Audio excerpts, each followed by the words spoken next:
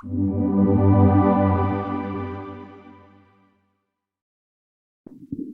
saudara-saudara Dhamma, sebelum kita mulai membahas Dhamma pada pagi hari ini, marilah kita merangkapkan kedua tangan kita untuk sekali lagi mengagungkan Guru Agung kita dengan membacakan Namo Tassa Bhagavato Arahato Samma Sambuddhassa. Namo Tassa Bhagavato Arahato Samma Sambuddhassa. Namo Tassa Bhagavato Arahato Samma Sambuddhassa. Ya, Buddha Nubawena Sotihotu Namo Buddhaya.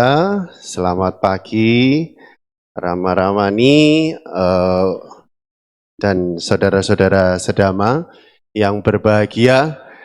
Terima kasih kepada Karaka dari Wihara Eka Dhamma Loka karena untuk kedua kalinya ya memberikan kesempatan bagi saya untuk membahas Dhamma pada pagi hari ini.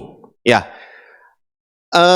sesuai dengan topik gitu ya. Jadi kalau kita lihat berita-berita akhir-akhir ini cukup memprihatinkan gitu ya. Perang di mana-mana gitu ya. Terus ya banyak korban meninggal gitu ya. Nah, itulah kenapa yang mendasari bahwa topik yang saya pilih hari ini adalah judulnya Drama versus Dhamma. Gitu ya. Nah, kalau berbicara tentang perang, Sang Buddha ini pernah bersabda gitu ya, penyebab perang itu hanya 3. Ya, ada yang tahu mungkin? Penyebab perang. Hanya ada 3. Yes, loba, dosa, moha. Ya, perang akibat kebencian, ada ya, biasanya balas dendam. Wah, habis diserang nih, wah balas gitu ya, serang balik gitu ya. Balas dendam berlangsung sampai dengan sekarang. Contohnya banyak, ya perang yang seperti itu. Terus ada yang perang karena serakah, berusaha mengambil yang bukan miliknya, menguasai. Ya, perang antara bangsa kita dengan contohnya dengan ya penjajahan Belanda waktu itu. Ya, Belanda berusaha menguasai apa yang ada di negara kita. Ya, ini karena keserakahan. Yang ketiga karena ketidaktahuan. Nah, ini kira-kira apa ya? Perang karena ketidaktahuan. Nah, cukup banyak semestinya ya. Perang karena tidak tahu ini bisa jadi karena salah paham. Ya, dikira begini, dikira begitu, pokoknya perang, gitu ya. Pokoknya sudah nggak ngerti asal usulnya dari mana. Yang penting sudah kebawa dari turun temurun perang ya perang gitu ya. Padahal nggak ada niatan apa-apa, ya nggak tahu asal usulnya dari mana. Gitu ya. Nah, kita ngomongin perang di luar sana, oke. Kita mungkin hanya apa ya? Punya kuasa sedikit ya untuk mengubah kondisinya. Ya, siapalah kita gitu. Kita nggak punya wewenang untuk mempengaruhi yang ada di luar sana. Tetapi saudara, kita bisa merefleksi bahwa kondisi perang itu pun sebetulnya nggak usah jauh-jauh di Iran, ya, nggak usah jauh-jauh di Amerika, jauh-jauh di mana lagi, Rusia lah atau manapun di dunia ini, tetapi seringkali perang itu terjadi di sekitar kita. Kalau tadi skalanya skala negara gitu ya, ayo kita lihat skalanya skala kita pribadi. Gitu ya. Nah, seberapa sering hidup kita ini perang? Entah perang dengan pasangan gitu ya, atau perang dengan anak, perang dengan orang tua, perang dengan teman, dan yang lain sebagainya. Kadang-kadang sama orang yang tidak dikenal pun di jalan perang mulut juga. Karena mungkin jalannya dipotong gitu ya, padahal tidak kenal, bisa perang mulut. Nah, kayaknya kalau kita membahas perang yang seperti ini, nah kita punya kuasa nih, gitu ya. Kita punya kuasa yang cukup besar untuk mengubah yang terjadi di sekitar kita. Ya, nah, izin ngerpek dulu ya, supaya lebih valid, gitu kan. Nah, kalau kita ngelihat kehidupan kita masing-masing, siapa di sini yang hidupnya tenang, tentram, damai gitu ya? Ada? Kayaknya kalau yang sering ke wihara cukup banyak mungkin ya. Hopefully gitu ya. Sadu. Nah, tetapi tidak sedikit ya yang hidupnya ini kayak Netflix. Ya, apa itu Netflix? Serian. Sudah episode ke-500 sekian gitu ya kan. Konfliknya berkesinambungan. Ya, kalau enggak ngikutin dari yang pertama bingung gitu. Nah, jadi nggak perlu langganan Netflix lagi gitu ya. Kita sendiri sudah jadi sutradaranya. Berkelanjutan kejadiannya. Nah, saudara, sering kali memang namanya hidup, ya kita berhubungan dengan orang lain, entah keluarga, entah teman yang lebih jauh, yang tidak dikenal seperti tadi, memang akan muncul gesekan. Ya namanya juga manusia, beda cara berpikir, beda kepercayaan, beda macam-macam. Gitu kan? Nah, pasti akan ada gesekan kanan, kiri, depan, belakang gitu ya. Kecuali kalau kita tinggal di tengah hutan sendirian. Itu pun masih ada gesekan dengan makhluk yang ada di sana gitu. Ya. Nah, selama kanan kiri kita masih ada makhluk, ya normal kalau kita akan mengalami gesekan. Nah, cuman seringkali ya yang membuat kita capek, yang membuat kita lelah bukan gesekannya. Yang membuat kita capek, yang membuat kita lelah, stres adalah label yang kita tanam, cerita yang kita buat sendiri. Ya, contoh misalkan pasangan nih di WA nggak bales-bales, ya toh, pikirannya sudah macam-macam. Waduh, ini sudah 2 jam kok nggak dibales-bales ya? Jangan-jangan gitu ya. Ya, apalagi ditambahi kemarin baru habis nonton drakor. Ya, isinya selingkuh kanan, selingkuh kiri. Waduh, sudah. Perasaannya berkecamuk. Nah, inilah yang dinamakan dengan drama. Ya, habis nonton film, ya kan? Jadi kebawa. Loh, kemarin aktornya mengalami hal yang sama. Yang terjadi, yang sana lagi asik dengan selingkuhannya. Loh, jangan-jangan ini juga sama. Nah, padahal lagi lobet. Padahal mungkin HP-nya lagi dicas. Mungkin lagi sibuk. Loh, banyak. Tapi hanya gara-gara kemarin habis nonton Netflix gitu ya, kebawa. Ya, nah ini kita yang mesti benar-benar harus paham.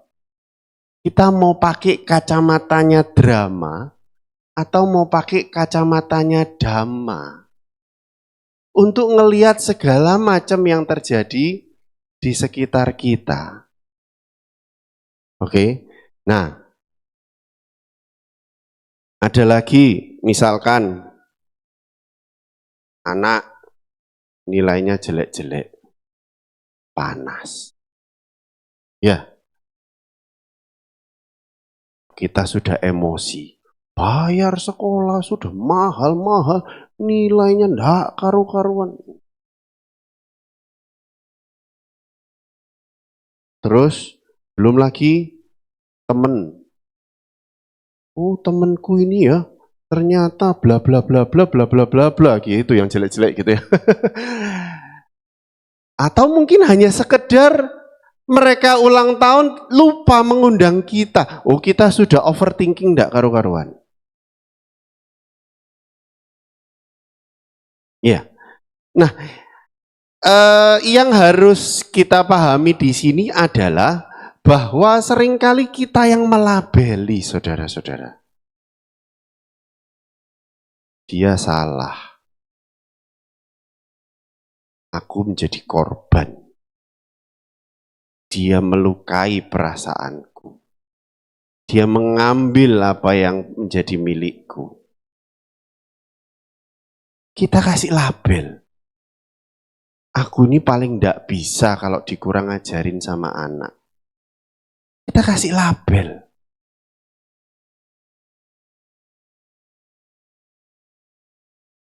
Ya, tanpa kita sadari, drama itu kita sendiri yang buat loh.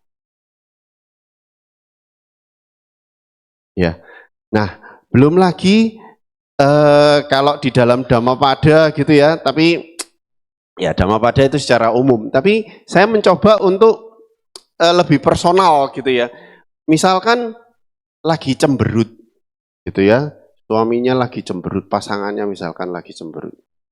Nah, pasangannya sudah mulai overthinking nih ceritanya gitu ya.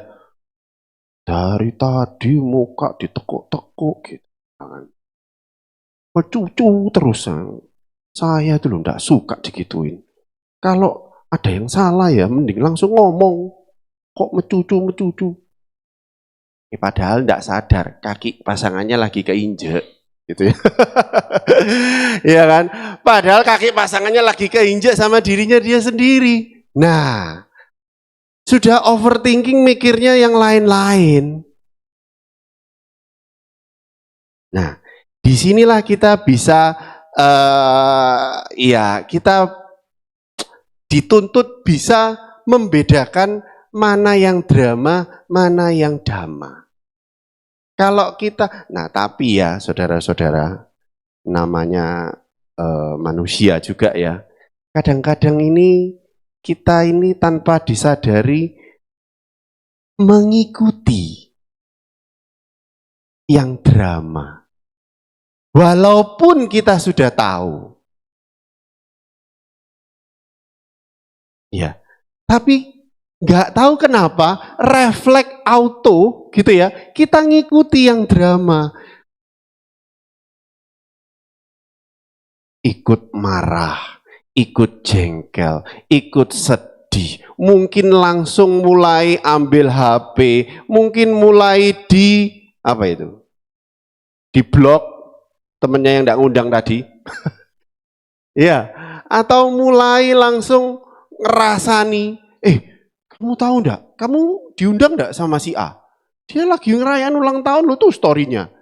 Aku enggak diundang, kamu diundang enggak? Sudah mulai.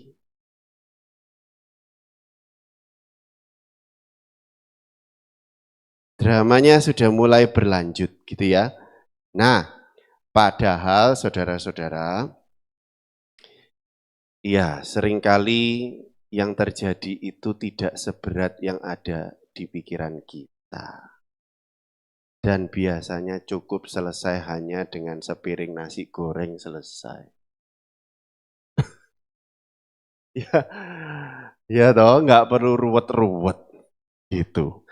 Nah, kadang-kadang juga kita merasa apa-apa kita konekkan dengan diri kita.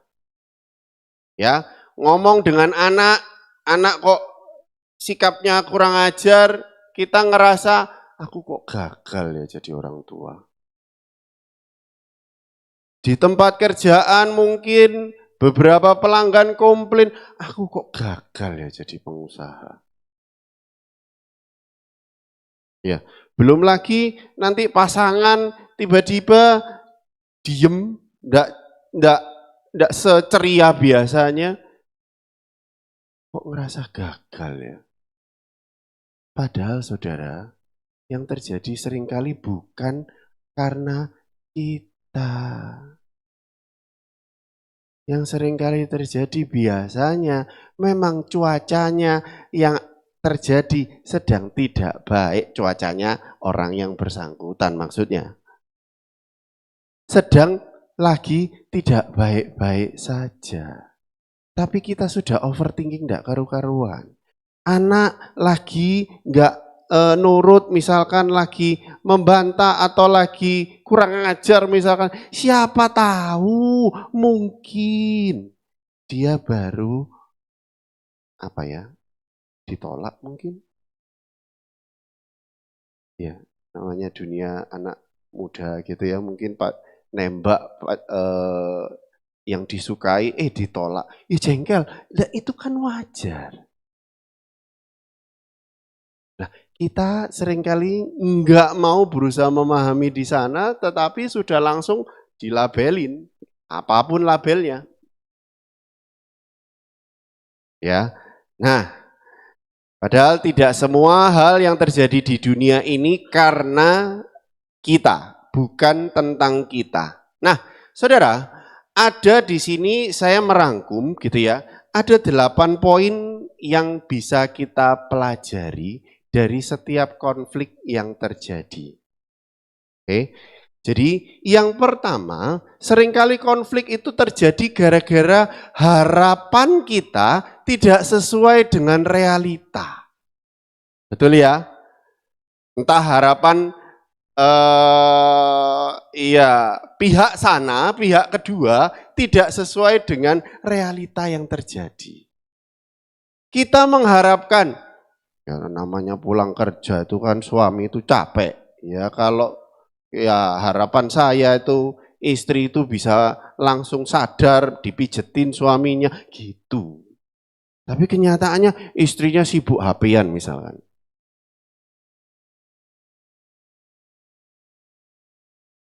Nah, harapan dengan realita tidak sesuai. Mengharapkan anaknya rajin, dapat nilainya bagus-bagus gitu ya. Anaknya itu pede, tampil kemana-mana misalkan. Tapi kenyataannya nilainya jelek-jelek. Jadi pemalu.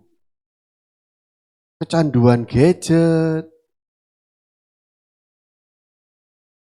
Nah, bedakan apakah di sini terus kita tidak boleh punya harapan? Boleh dan harus punya harapan. Tetapi harapan ini sama halnya seperti rakit. Ya, kalau kita mau nyebrang pulau nih ya, kita pakai rakitnya, kita pakai. Ya wajib dong, kalau enggak ya kita enggak mungkin bisa nyebrang gitu ya, apalagi kalau cukup dalam gitu ya. Nah, kita pakai, tetapi begitu sampai ya kita lepaskan dong. Nah, begitu juga dengan harapan. Boleh punya harapan, boleh dan wajib. Ya, tetapi jangan sampai terus harapan itu berkembang menjadi tuntutan. Saya berharap anak saya itu tidak kecanduan HP. Tapi saya menuntut.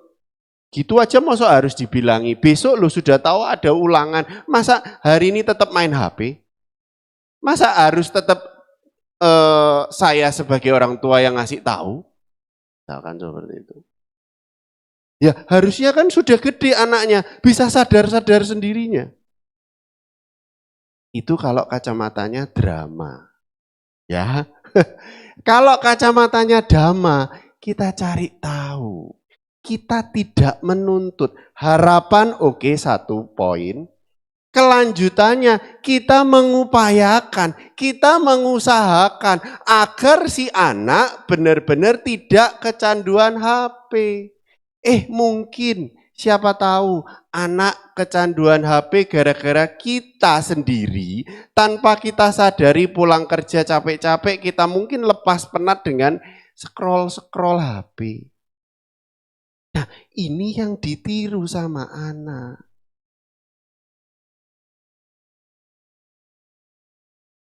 Nah, kalau kacamatanya dhamma, kita jadi mikir, oh mungkin gara-gara itu.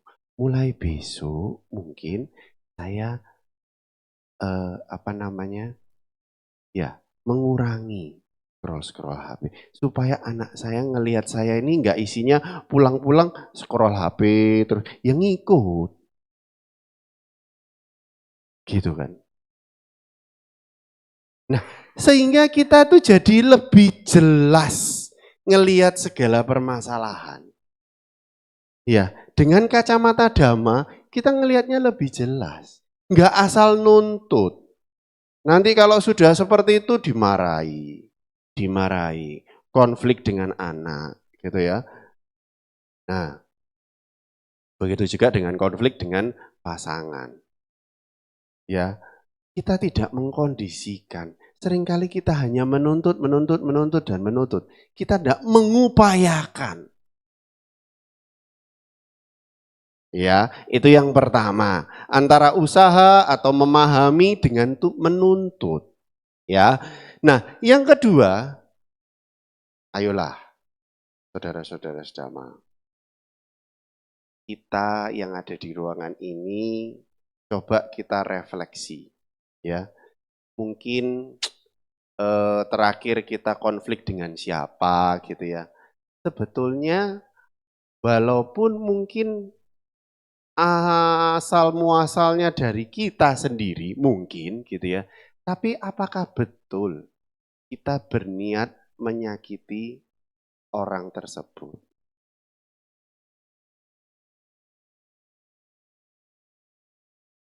Saya ulang ya, mungkin agak membingungkan. Pada saat kita konflik, mungkin kita yang memulai konfliknya, tapi apakah betul kita sengaja mencari gara-gara? Kan enggak ya. Betul ya.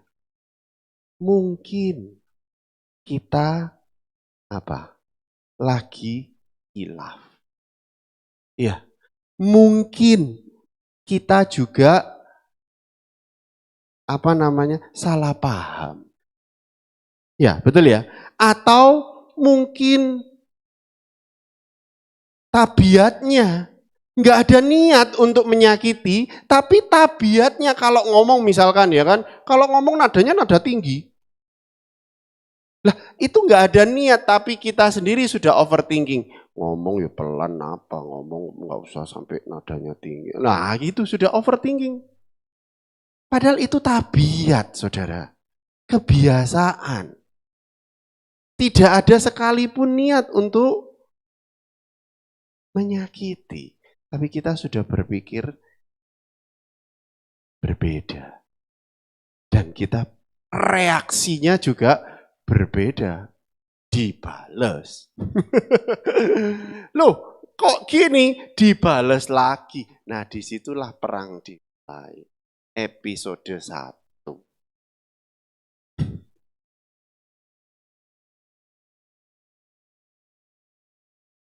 Oke, Jadi yang pertama tadi memahami versus menuntut. Kalau versi kacamata Dhamma kita memahami, kalau versi kacamata drama kita menuntut, gitu ya. Yang kedua, ya kita ngelihat bahwa sebetulnya orang-orang yang berbuat buruk kepada kita itu sebetulnya loh nggak berniat benar-benar buruk.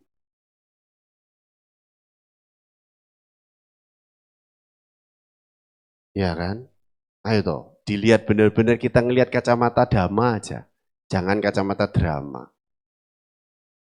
Mereka sama sekali tidak ada niatan untuk membuat kita menderita. Oh ada. Pak Sentosa enggak tahu. Kemarin itu loh saya enggak ada apa-apa tiba-tiba seperti itu. Ngomongnya menyakitkan misalkan. Bisa jadi gara-gara kita sendiri tanpa sadar. Reaksinya adalah reaksi balas dendam. Kalau kita ngelihat kacamata Dhamma, mungkin kita introspeksi. Iya, mungkin apa omongan saya terlalu kasar ya. Kadang-kadang saudara ngomong, apalagi ngomong di depan seperti ini ya, itu yang dengar sekian banyak orang, mohon maaf gitu ya. Namanya lidah ini bisa kepelitit-kepelitit gitu loh. Maksudnya bukan itu, tapi nangkepnya bisa itu gitu kan.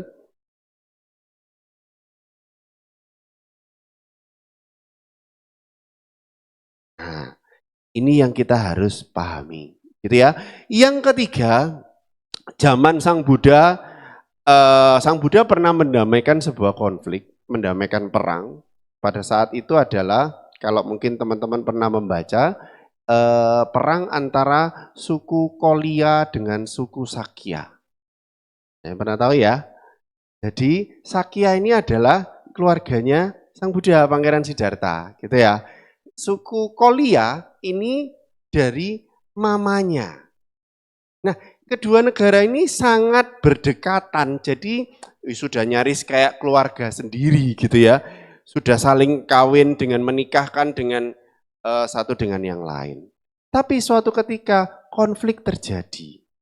Karena dua negara ini dibatasi oleh satu sungai.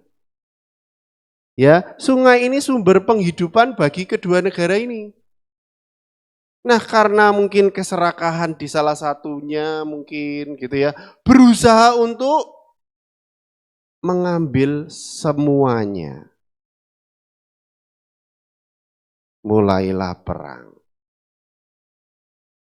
Yang konon kalau kita baca ceritanya, bahkan petingginya atau rajanya, masing-masing rajanya itu nggak tahu kenapa kok perang. Usut punya usut, gara-gara hanya salah satu warganya cekcok. Ya, nyangkut-nyangkut air lah, nyangkut-nyangkut bangsanya lah. Cekcok dua bangsa ini mau perang. Nggak bisa ini airku. Enggak, ini airku. Kita dulu yang pakai air di sini. Lu nggak bisa. Saya negaranya kan lebih gede. Jelas negara saya lebih butuh air lebih banyak. Ya ini punya saya. Oh sudah siap mau perang saudara-saudara. Sang Buddha muncul di tengah-tengah sungai. Apa yang Sang Buddha katakan? Ya singkatnya ya, saya persingkat aja. Intinya adalah lebih penting mana? Darah atau air?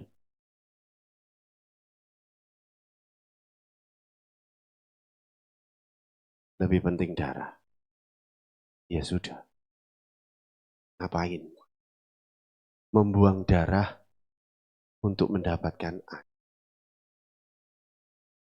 Seketika nggak jadi perang.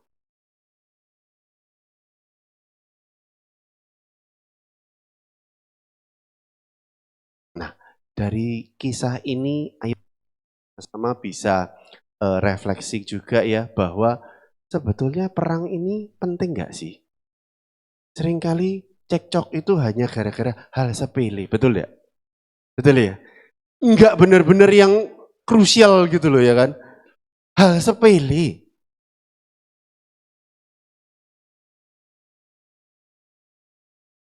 Ya. Dan oke, disclaimer dulu juga bahwa saya berbicara di sini bukan berarti saya sudah sepenuhnya ya sepenuhnya selalu melihat segala macam kondisi yang terjadi di sekitar saya dengan kacamata dhamma. Belum ya, saya juga masih dalam tahap proses.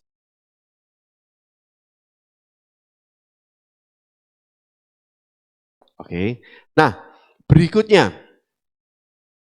Nah, ini yang agak sedikit dalam gitu ya. Jadi, saudara-saudara, di sini saya tanya ke semua aja deh ya. Jadi lebih enak netral ke semuanya. Jadi pertanyaan saya hanya cukup dijawab di dalam hati gitu ya, enggak perlu dijawab. Nah, pertanyaannya adalah bagi teman-teman atau saudara-saudara sedama di sini yang sudah punya pasangan, saya hanya ingin bertanya, apakah teman-teman di sini, saudara-saudara di sini mencintai pasangan? Jawab dalam hati kita, gitu ya. Oke, terus yang sudah punya anak, apakah saudara-saudara di sini betul-betul mencintai anaknya? Nah, kalau yang terakhir pasti punya ya kan orang tua kalau masih hidup ya. Kadang ada yang sudah meninggal. Nah, kalau masih hidup orang tuanya, apakah betul-betul mencintai orang tuanya? Dijawab dalam hati. Nah, pertanyaannya kalau saya agak sedikit ubah, ya, apakah kalau kita ngelihat orang tua kita mencintai, yes. Tapi kalau ngelihat orang tua yang bukan orang tua kita juga timbul. Ada timbul apa ya, karuna di sana. Dikit, nggak sebanyak ke orang tua. Oke. Apakah kalau kita menyayangi anak kita, ya, dengan ngelihat anaknya orang, kita akan sama-sama ada muncul rasa sayang yang sama? Enggak dong, ya jelas besaran ke anak sendiri. Gimana toh Pak Sentosa ini? Nah, kalau demikian adanya, sorry, boleh nggak saya bilang bahwa sebetulnya kita nggak menyayangi mereka. Yang kita sayangi adalah diri kita sendiri. Loh kenapa? Kok bisa begitu? Pak Sentosa ngawur kalau ngomong. Ya, enggak. Bukan begitu. Maksud saya adalah karena ada saya, maka saya sayang. Orang tua saya sayang. Kalau orang tuanya si A, si B, ya enggak dong ngapain.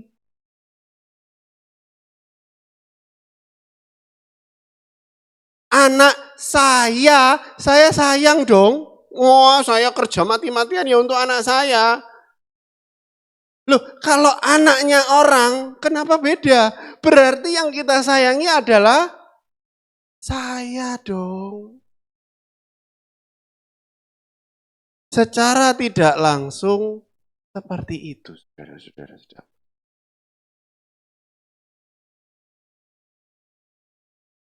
Saya menjagai anak saya supaya bisa sukses. Kalau sukses, saya akan bahagia. Saya perhatian ke orang tua saya supaya tidak sakit. Kalau orang tua sakit, saya yang menderita. Loh, berarti yang kita sayangi siapa?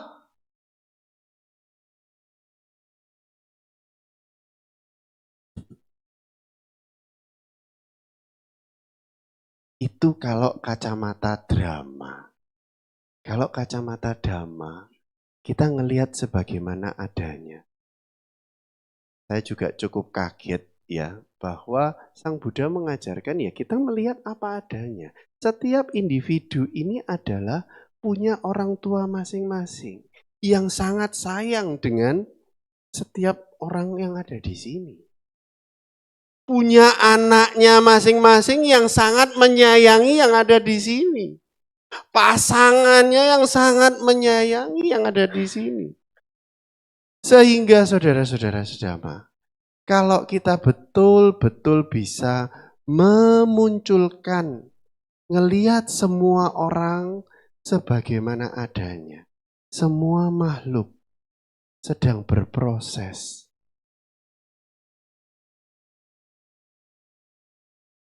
Punya problemnya sendiri-sendiri. Masih masih bergulat dengan loba dosa dan moha. Buat apa kita marah? Hal yang normal kan? Buat apa kita berusaha menyakiti? Kalau orang tersebut punya saudara, keluarga yang sangat mencintai mereka.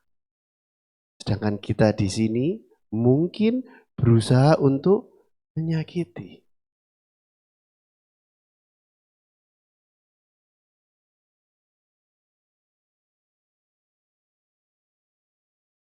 Sehingga saudara, kalau kita melihat dengan kacamata dhamma, dengan sendirinya, metta itu muncul. Ya, metta adalah cinta kasih yang universal tanpa ada label punyaku.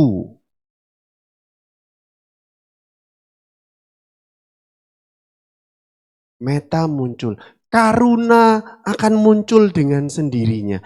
Ada orang tua sedang tidak kebagian tempat, mungkin di tempat duduk di wihara misalkan. Kita mengalah. Bukan orang tua kita, mungkin kita tidak kenal, tapi karena karuna yang demikian besar, menganggap makhluk sebagaimana makhluk adanya, tanpa label aku, maka karuna akan muncul.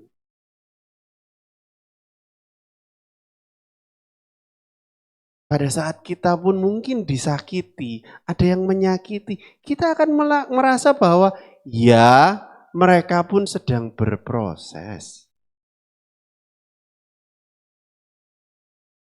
Kalau saya balas menyakiti, saya akan menyakiti bukan hanya satu individu, tetapi keluarganya juga tersakiti. Padahal kita tidak kenal loh.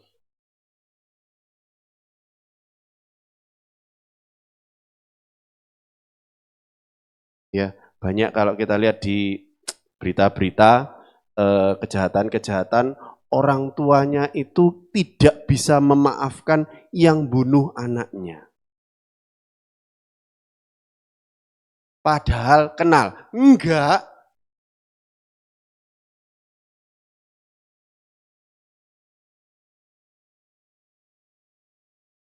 Ayo kita melihat dengan kacamata dhamma bahwa semua makhluk ingin bahagia. Semua makhluk tidak ada satu pun ingin disakiti. Dan semua makhluk tidak ada satu pun yang memang ingin gak ada apa-apa cari gara-gara dengan kita.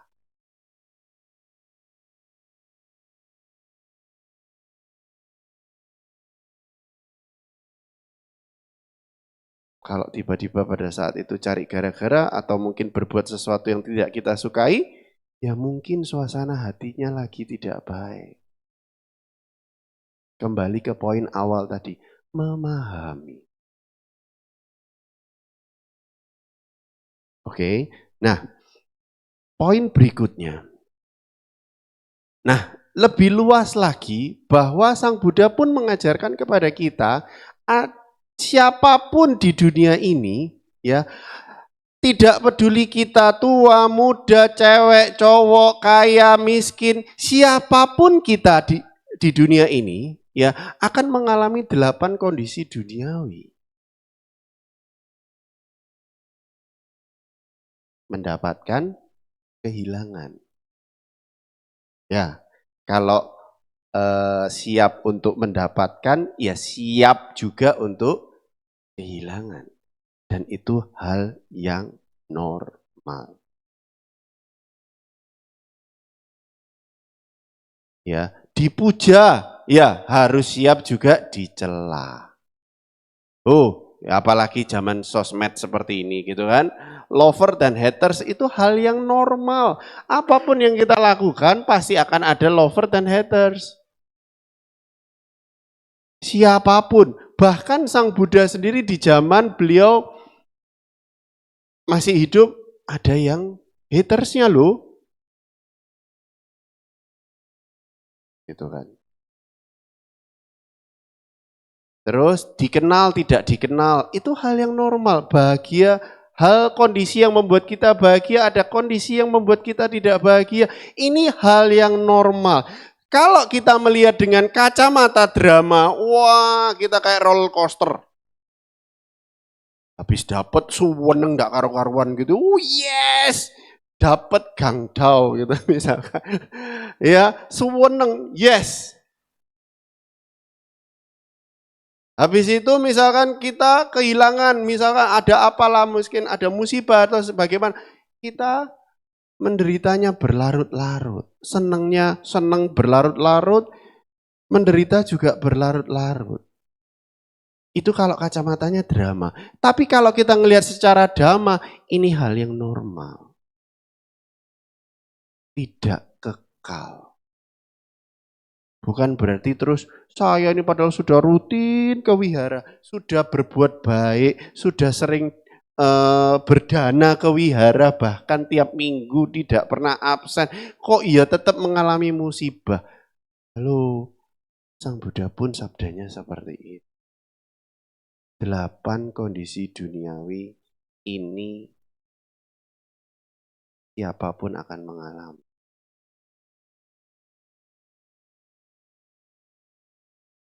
Oke. Nah, cuman ingat bahwa segala sesuatu tidak kekal, ya.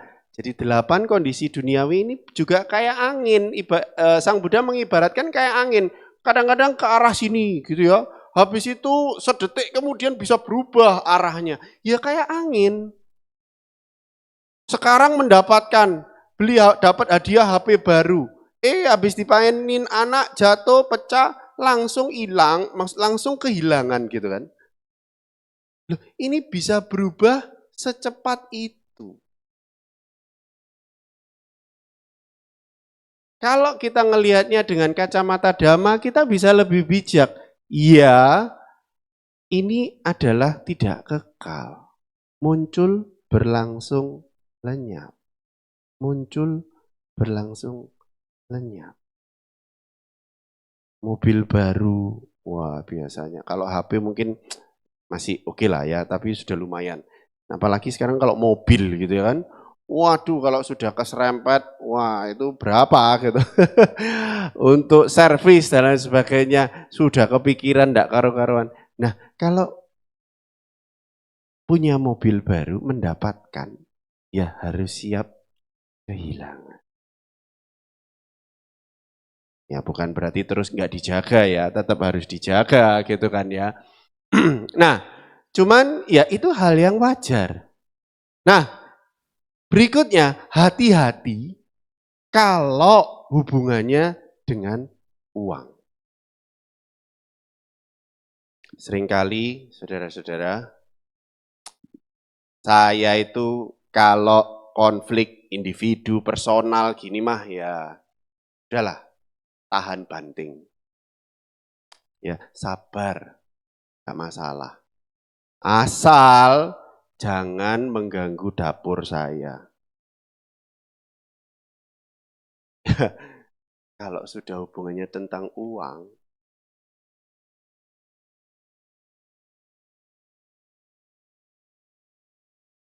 butuh itu, tiba-tiba ada yang berusaha untuk menghalalkan segala macam cara.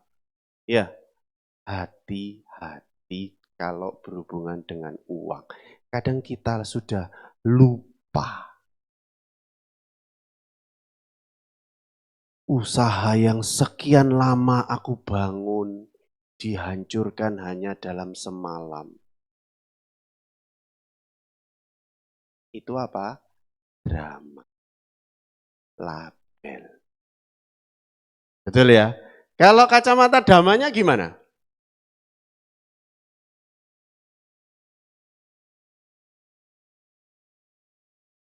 Segala sesuatu tidak kekal. Dan jangan khawatir. Kalau kemarin saya ngerintis dari nol sudah jadi seperti itu, harusnya ngulang lagi dari awal, nggak selama itu dong, betul ya?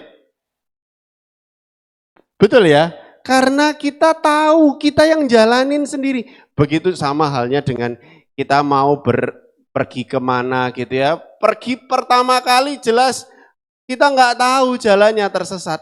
Kedua kali, ya lebih gampang dong. Nggak selama yang pertama. Ini kalau kita berpikir dari kacamata dhamma. Ya. Nah, saudara-saudara, apa yang harus kita lakukan? Kita seringkali bertemu dengan dhamma kita lupa. Auto lupa dengan dhamma. Nah, supaya nggak lupa, Sang Buddha juga sudah kasih resep. Jadi kita diajarkan untuk mengamati, sering-sering mengamati apa yang sedang kita rasakan sekarang. Oh, saat ini lagi dengerin Pak Sentosa lagi Dhammadesana, saya agak sedikit ngantuk, saya mungkin lagi kepikiran yang lain, cucian di rumah lagi lupa, belum dijemur mungkin gitu ya. Nah, menyadari pikiran kita lagi mikir apa. Hanya sebatas menyadari. Nah, ini lebih dalam lagi ya. Ini latihannya. Kalau muncul, waduh, perasaan jengkel, sadari. Jangan diikuti tapi ya. Disadari. Muncul perasaan jengkel sekarang. Dan sadari bahwa jengkel ini bukan aku. Ini hanya perasaanku. Bukan milikku. Perasaan ini sedang terbawa kondisi jengkel. Kalau kita sadar akan hal itu, perasaan jengkel itu sudah berkurang 50%, saudara. Oh, sekarang ini saya lagi sedih. Kenapa? Barusan saya diputus pacar saya misalnya. Ya, atau saya kehilangan dompet atau kehilangan sesuatu yang berharga. Saya sedih. Disadari, ya, ada muncul perasaan sedih. Jangan diikuti. Habis itu diikuti, nyetel lagu yang sedih-sedih gitu ya. Wah, terbawa suasana, lagu yang patah hati. Wah, bahaya saudara-saudara. Ya. Mengikuti seperti itu, wah. Lanjutannya apa ya? Kita bisa prediksi gitu ya. Kelanjutannya bisa jadi buruk apa baik? Tambah buruk.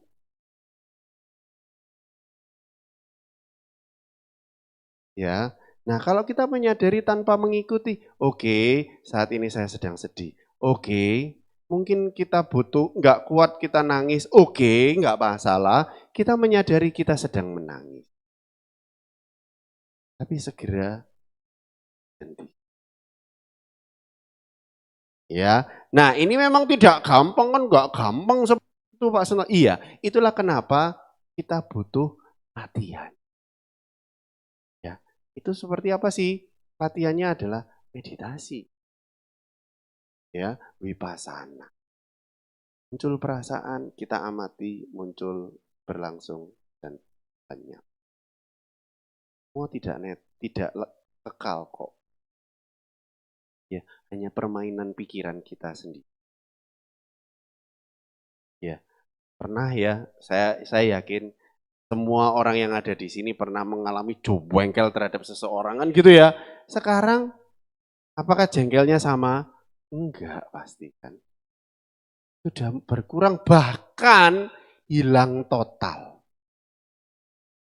Iya. Nah, berarti kan bisa. Berarti kan itu hanya sementara. Nah, kalau kita melakukan hal-hal yang buruk, rugi dong. Gitu ya.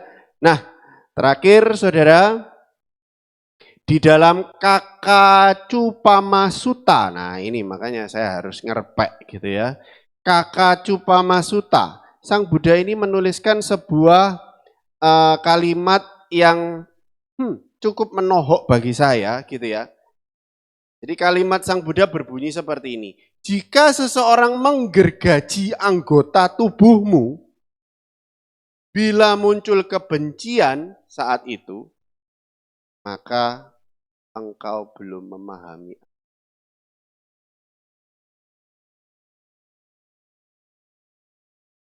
Saya ulangi ya. Jika seseorang menggergaji anggota tubuh kita, dan pada saat yang sama muncul kebencian dalam diri kita, berarti kita belum memahami ajaran Sang Buddha. Loh, berarti kalau kita dianiaya ya kita pasrah begitu aja? Enggak begitu juga gitu ya. Ya, di sini bukan berarti membiarkan kejahatan jadi, bukan, tetapi tidak membiarkan hal buruk menguasai diri kita. Tidak membiarkan kebencian menguasai diri kita.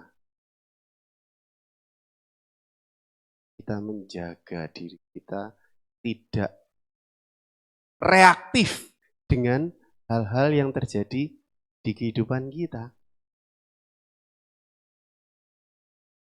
Ya, nah, pada akhirnya saudara-saudara, drama, kalau kita kacamatanya drama, itu membuat hidup kita tuh bergejolak kayak drama di TV gitu ya.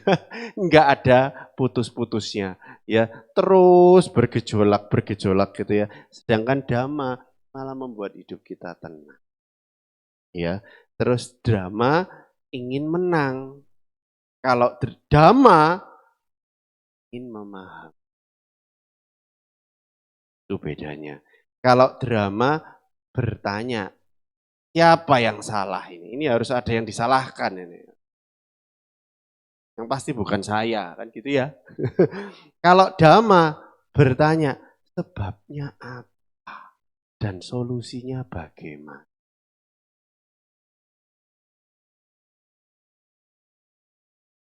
Ingat saudara-saudara, kebencian tidak pernah padam oleh kebencian. Kebencian padam hanya oleh cinta kasih. Ini hukum universal dari zaman dulu sampai dengan sekarang. Masih berlaku tak Pak Sentosa? Masih berlaku. Kalau tidak percaya, dicoba. Yang berbuat buruk, balas dengan kebaikan. Ayo, coba. Gitu ya. Nah, semoga apa yang kita bahas pada pagi hari ini bisa betul-betul membawa manfaat bagi kita bersama, ya, bahwa drama itu seringkali membuat kita semakin menderita, ya. Pada kenyataannya yang terjadi tidak seberat yang ada dalam pikiran kita. Dengan berpikir secara dhamma, kita bisa melihat segala sesuatu dengan lebih tenang, dan kita nggak harus menderita seperti dengan menggunakan drama. Ya, sekian dari saya. Sabi Sata Bawantu Sukitata. Semoga semua makhluk hidup berbahagia.